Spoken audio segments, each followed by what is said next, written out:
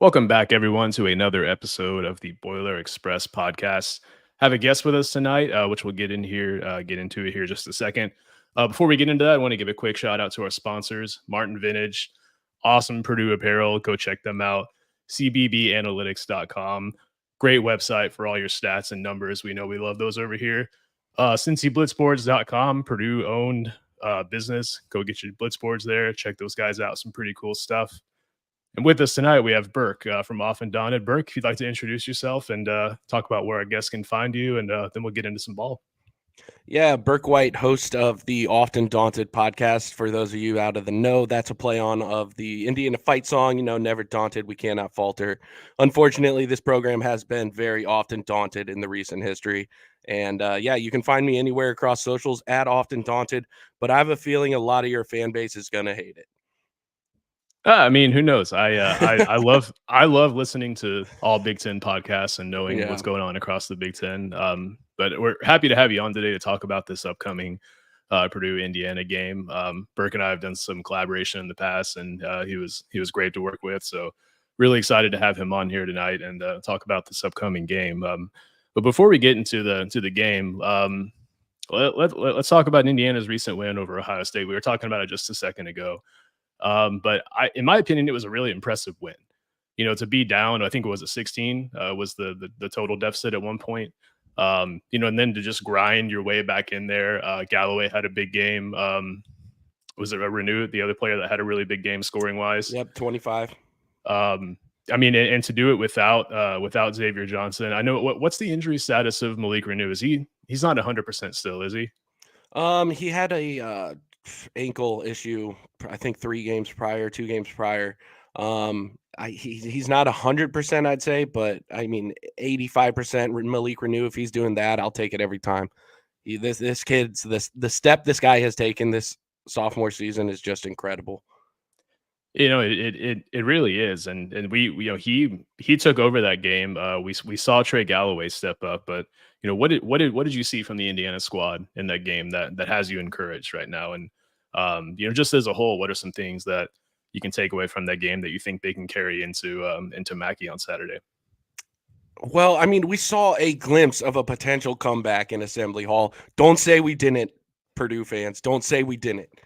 And I mean, we just got the full-blown version here in the Columbus game. Now, admittedly, that was against an Ohio State team who is becoming known for doing just that.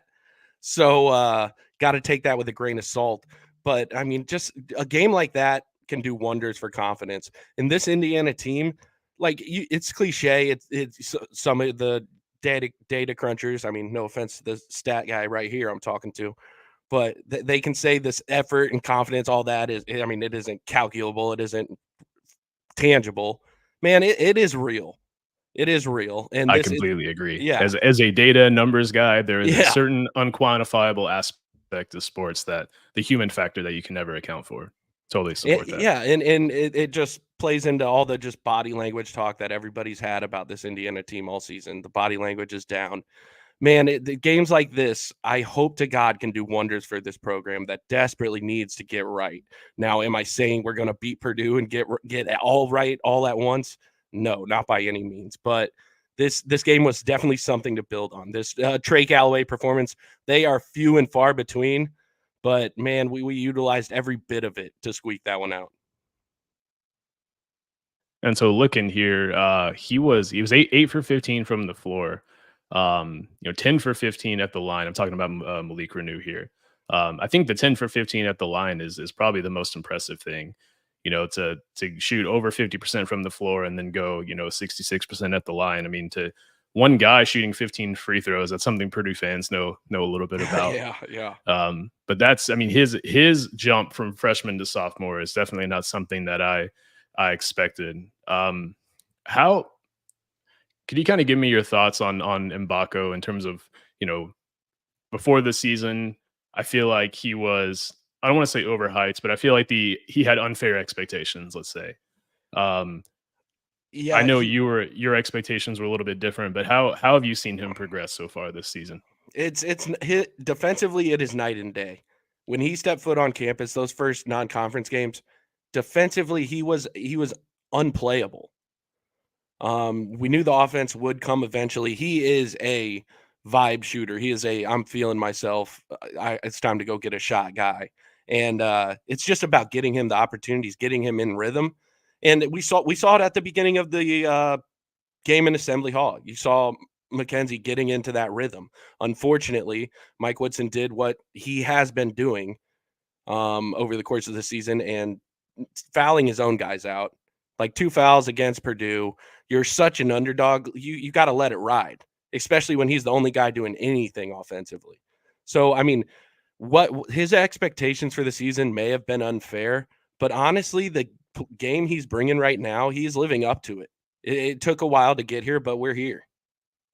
Yeah, and I completely agree. I've seen a lot of improvement from him, mostly on the defensive end. You know, he started off shooting a little rocky, but he kind of found his stroke. And like you said, he gave Indiana the initial scoring spark at the game at Assembly Hall. And if I recall correctly, it was Mbako, Ware, and Renew all were in foul trouble in the first half, right? Yeah, and Mike chooses to sit them, which when you are going up against Purdue, just a mechanized, unit of free throw, just pain and suffering on their opposition. It is, hey, it's winning basketball, but it is painful to the other teams.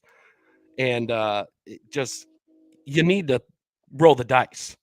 And Mhm. you need to keep your 3 best players, not even in question, the 3 best players. Head like talent wise, 3 steps above the next guy. Like, you need to keep them in that game. And I'm hoping to God somebody has gotten to him since that time. And if that is the same case here, which it very well could be, Zach Edey's going to draw tons of fouls. That's what he does. He does it very well. And we just need him to trust his guys to play a little more controlled because we can't afford to not have them on the other end of the ball. Well, the thing about Ware is he has the length and he has the ability to make life difficult just with his length. You know, he can I feel like him just standing there, creating an obstacle for anyone to shoot over is going to A, not draw a ton of fouls, and B, just make life difficult. But if I recall, he did put Ware back in toward the end of the first half in the game at Assembly Hall. Is that right? Yeah, when With it like was 2 minutes to just go. yeah, man, you were having Peyton Yeah. Sparks hold down the front court against one of the most elite front courts in the country. Like we Yeah. needed something needed to be done, but man, it comes too late too many times this season where he lets it get to ear like un like fixable levels. Like we cannot come back into games with how he sits these guys, and then we get to like a 20-point deficit, and then he's ready to jump back in and see if we can crawl our way back in.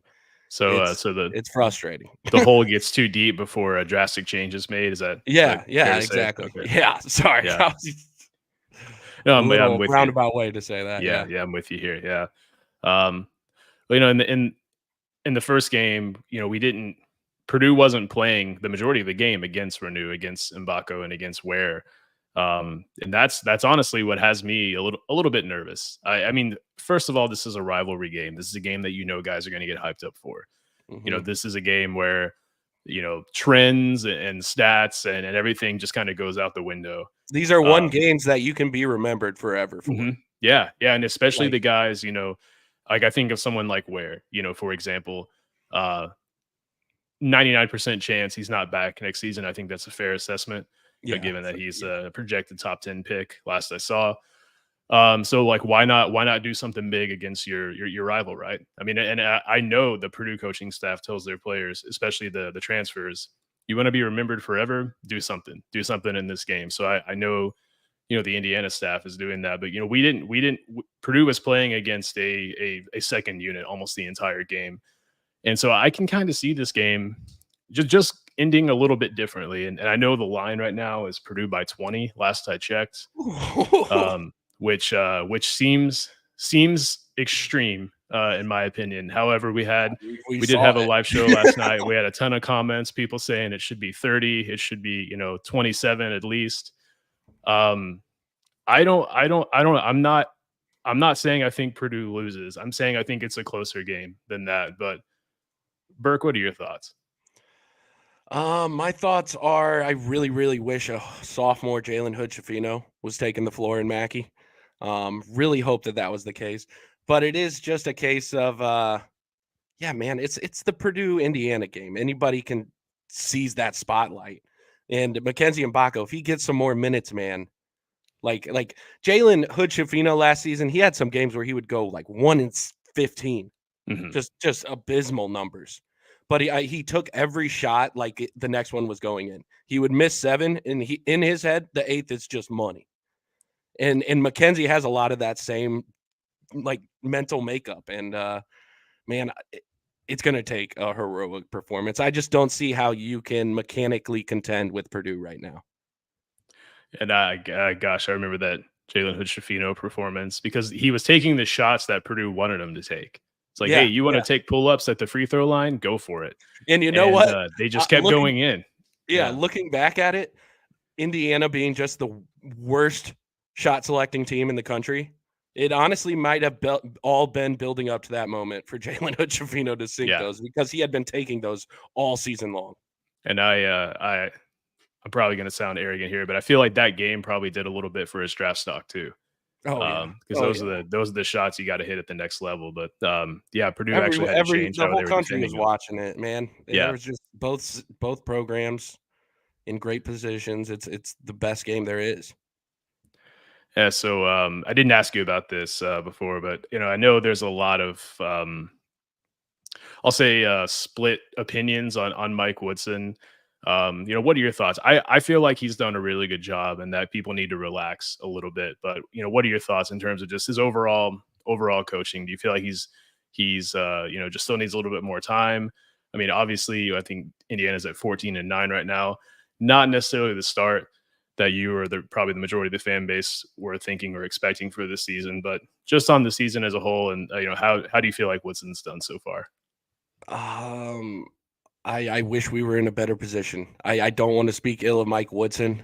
Some of the just minute management with those foul trouble management, man, there are too many opportunities that I think we've let slip away, just based on not just rolling the dice with Mackenzie, with Malik sometimes, but he is getting guys here. He is the future is promising, but the way that he constructed this roster, man, there's no way he had a vision for what was going to happen this season. He was dealt the cards of Xavier Johnson, I guess, to an extent. Like we just put all of our eggs in that basket, and now we're sleeping in the bed we made. And like that absolutely limited his ability to go get another scorer in the backcourt, because who wanted to share ball with Xavier Johnson? And it's tough, man. Like the fan base just has such a quick trigger finger, and I don't want to act and blow it when we have the time to ride this out and see where else it can go. I think he has time. I would like for him to have the time. Yeah, I agree. And that the pipeline's there, right? The recruiting pipeline's there. The player development, we're starting to see some of that come. I just think I think this time next year, Indiana is going to be a terrifying team. I really do. However, the Queen recruitment goes, that's going to really help my faith in Woodson. But Liam McNeely's a monster. I've watched a lot of film on him, and he's terrifying. And I think it's a safe assumption to say Mbako's back this time. He comes back next season. Yeah, here's Robin. Yeah, man, it's in this new day of the NIL. I'm just like, these top talent guys, they're gonna have whispers in their ears. It's about keeping them, and if Mike Woodson is able to bring back Mbako next year, there's no rumblings of otherwise. But I'm just like, he's such a talented guy, and he's starting to unravel like the potential, and everyone's starting to see it, that there will be guys trying to go out there and court him. Yeah, that is an unfortunate thing. Not only do you have to worry about players leaving for the NBA, you have to worry about potential poachings going on from other coaches and other teams wanting players to come. I know when Purdue played Gonzaga, there was rumblings of few this past summer trying to get Braden Smith to throwing money at him and whatnot. So I know I feel like IU's NIL situation's got to be pretty good. Oh yeah, for the most and part. with Cubes just selling the Mavs, I'm just hoping to God he's just doing that to become like the shadow president of Indiana basketball. Yeah, that was honestly really surprising to see Yeah, that. yeah. Yeah, I was kind of shocked because that seems like something he cherishes quite a bit. But yeah, yeah, who knows? He could be funneling some of that or a decent amount of that money into IU.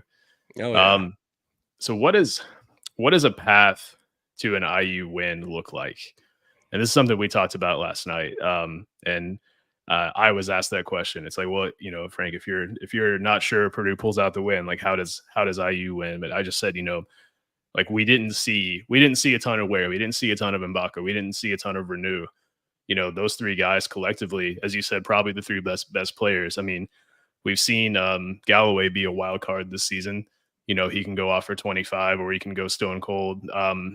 I think it's unlikely Xavier Johnson plays unless you can correct me on that if I'm wrong.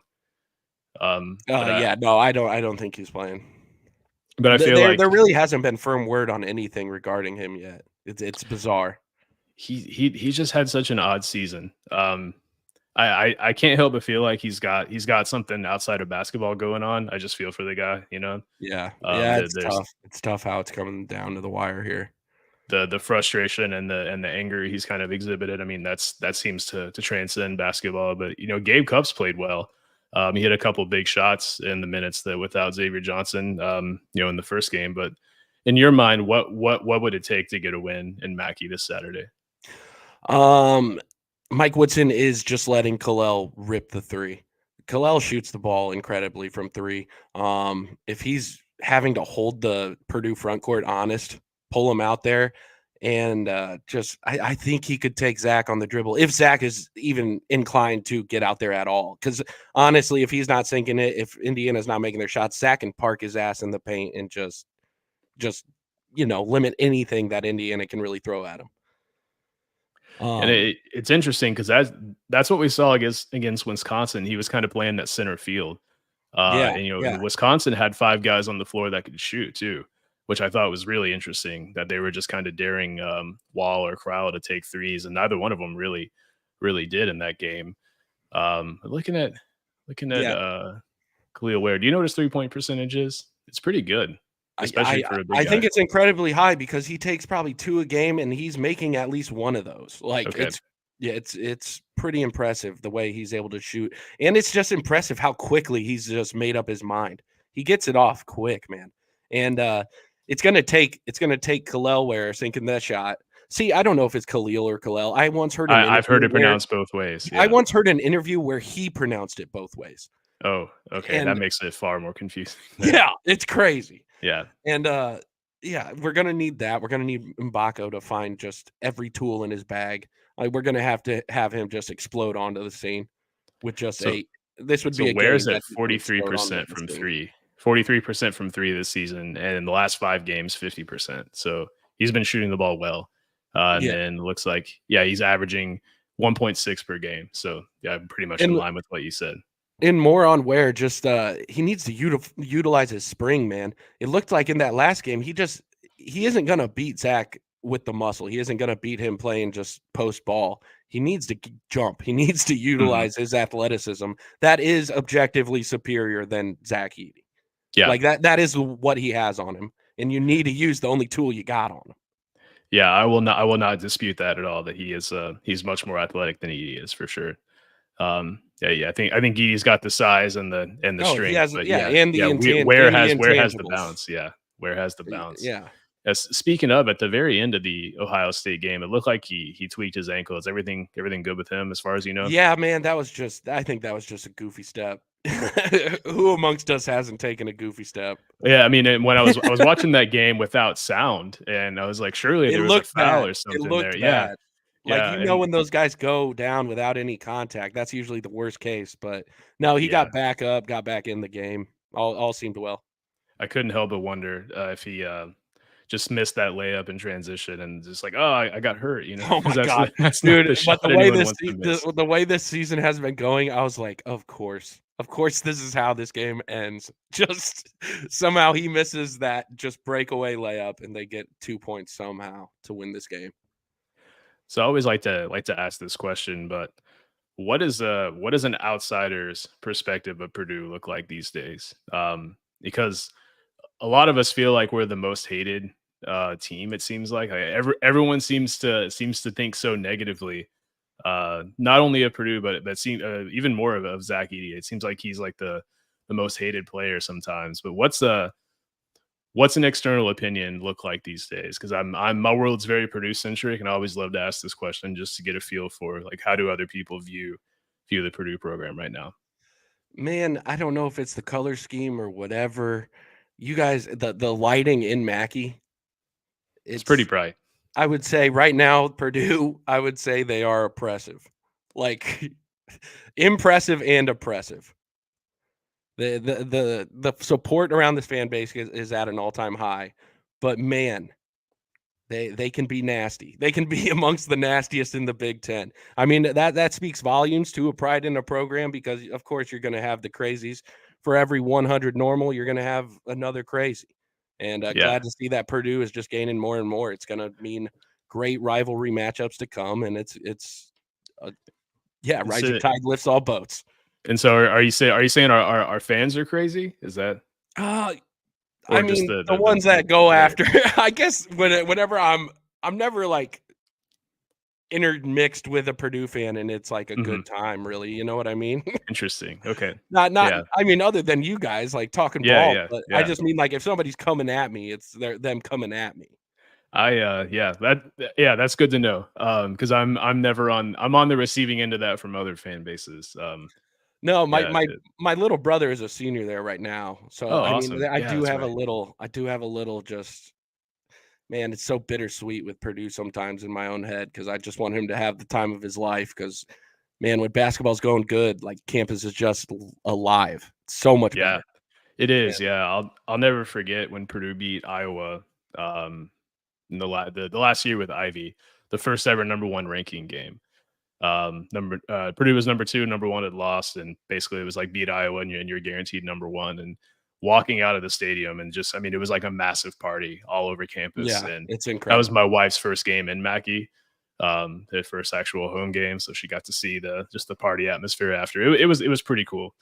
Yeah, it was a really cool thing to see. But that's some interesting insight to have.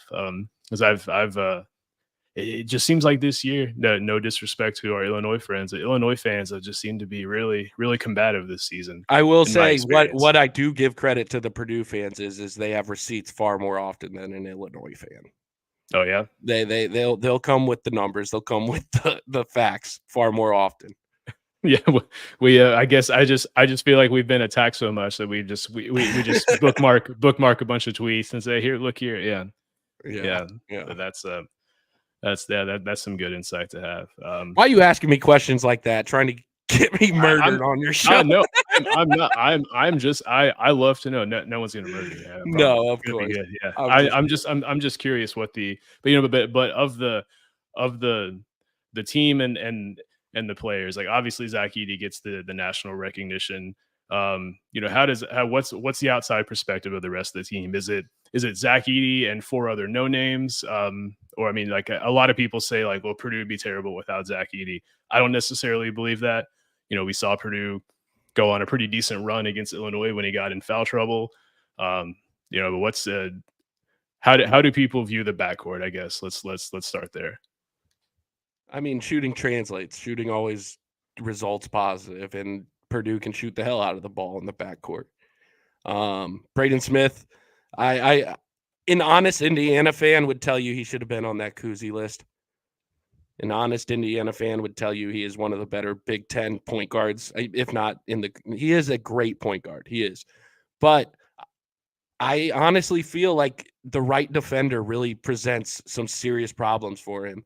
And it isn't something he has quite shaken off entirely. Now, this is me watching the limited amount of Purdue basketball I do watch. But as far as like Fletcher Lawyer, he seems like he's getting into that like fire and ice Yeah, just agreed. Yeah, regiment where he's either on, and when he's on, watch out, it's going to be dangerous, or he's just ice cold off.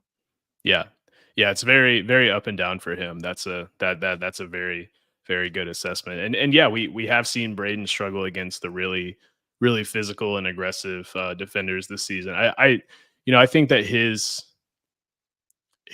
assist numbers are really impressive. They're about double what they were last season. But his turnovers are about the same. And I think that's probably the floor.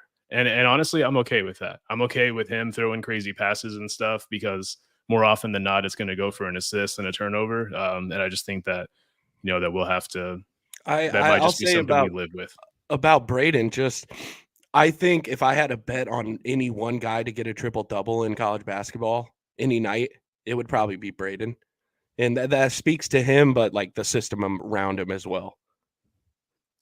And a comment here, longtime listener long-time listener, first-time caller. Love you, Frank. That's all. Appreciate you, random person who I don't know who you are. But yeah, I'm really impressed with Braden this season.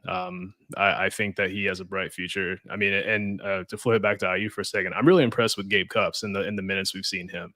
I think that he is going to be. I know he's going to be a really solid junior. I think he's going to be a pretty good sophomore, honestly. Like his ability to knock down really timely shots has been impressive this season. I think by Braden Smith's senior year, him versus Gabe Cupps those storylines will be pretty fire. Oh, yeah, those will be pretty awesome. good. Yeah, yeah, and it's Gabe Cupps, man. His shot is not falling. It's been tough. It's been tough from the floor, but it's all there. It'll come. It'll come. It didn't come nearly as quick as the Purdue backcourt, and of course we're going to be like, yeah, that sucks. But has his shot not been falling? I swear every time I watch Indiana, he comes in and he just like knocks down a quick three. Man, it's been tough going. We need more. If it's not so much a case as he isn't converting it, he just isn't getting them up. I see. Okay, and like he isn't going to really feel his rhythm, get into his game until he gets those up, because he spent all of high school being just every shot was his. Mm-hmm. So it's like, man, we could use a little bit of that.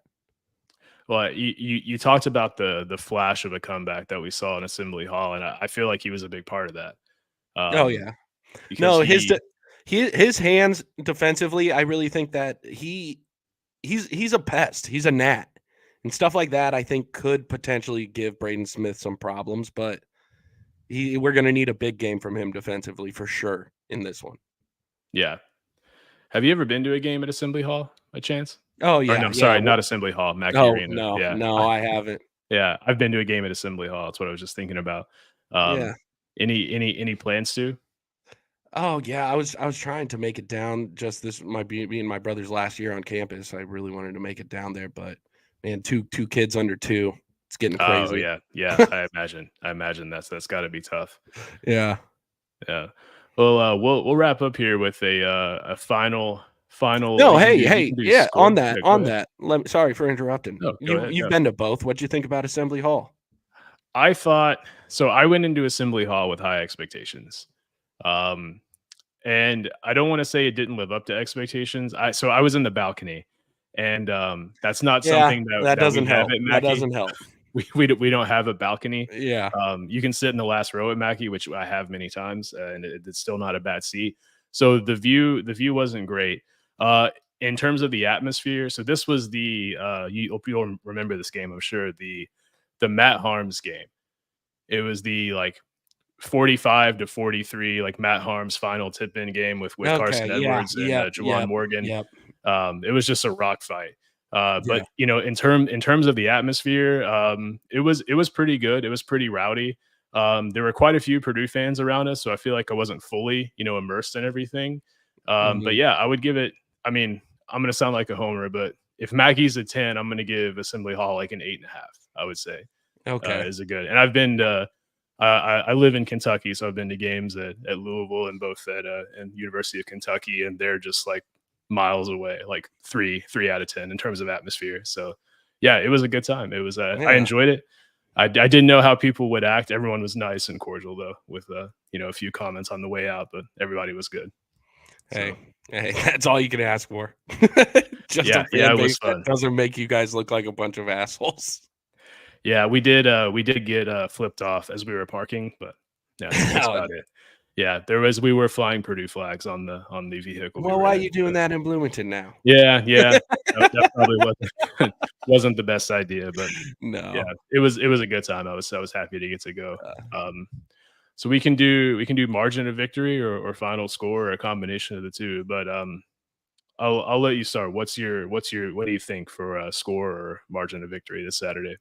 oh, I think, man, objectively, you can't say that Purdue isn't gonna, like, win this game. Purdue is a monster right now. Indiana is struggling more than we have in the last 3 years. Hoosiers by 2. Okay, yeah. I mean, No, yeah, I just have to pray for you guys. yeah, I yeah, know I sound like an ignorant idiot. I am ignorantly optimistic in most things and in the most in Indiana basketball. So yeah, I really think that there could be a heroic performance by one of these guys that brings it out, brings Indiana the victory. I saw it last season. I saw it. yeah. And if there's one player who has the breakout game or who, goes off for 30, let's say, who might that be? I think it's McKenzie. Okay. I think he just is so talented that if it can all go right for 40 minutes, it's going to be something to behold. And that's a big if. That is a huge if. But man, I can hold out hope because that's pretty much all we got heading into this matchup in Mackey. Yeah, the guy that has me worried is Galloway. Um, because it seems like there's a correlation between when he plays well and IU's ability to win. I mean, IU didn't beat Kansas, but he scored 28 points in that game. Went down to the wire. IU led most of the way. Yeah, because of him. Um, Yeah. yeah, he scored 25 against Ohio State in that major comeback. He's the one who I've just got to keep my eye on. But last night I said, Purdue by 10, and I still feel comfortable saying that. However, your prediction would not surprise me one bit, just because of the emotional aspect and the rivalry aspect. And I've been to several Purdue Indiana games at Mackey, and Indiana draws a decent crowd. I don't know. There are so many unknowns, and I would feel a lot more confident if this was any other team in the Big Ten, to be honest with you, at home. Purdue I don't want to say they looked vulnerable against Northwestern, but Northwestern hit a bunch of really tough shots. But Northwestern came into Mackey and forced overtime. So, I mean, anything can happen. But my official prediction would be Purdue by 10 to 12, realistically. And I think that my player would be Lance Jones.